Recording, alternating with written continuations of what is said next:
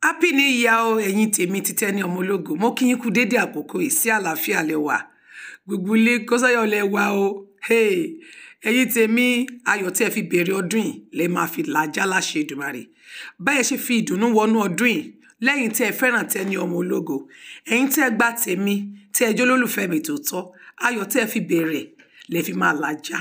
Mo dẹ̀ dúpẹ́ lọ́wọ́ gbogbo support tẹ́ ń fún mi tí n bá post ẹ bá mi wò bí n bá post ẹ ń bá mi share ẹ ń bá mi like ẹ ìbànújẹ́ ò ní délé bá yín gbogbo àwọn tó dẹ̀ ń ṣépè àtàwọn tó ready láti máa ṣépè gbogbo ẹni tó ń fi mí ré lójoojúmọ́ gbogbo èpè yín lórí yín bá a ṣe bọ́ sí òní ọjọ́ àkọ́kọ́ nínú oṣù kínní ọdún yàtọ̀ 2023 nínú àṣẹ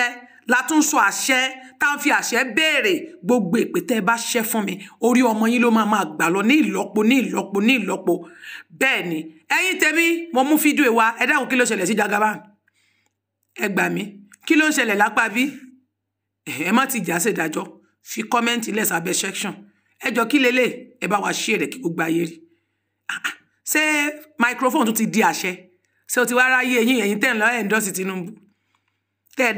dá lérú tẹ́ dọ̀nà rú tẹ́ rí bí tẹ́ gbé sẹ́ni tẹ́ ń gbé lọ sórí ipò àṣẹ rẹ̀ Jagaban abẹ́ẹ̀rí wọn àwọn náà fi ń la microphone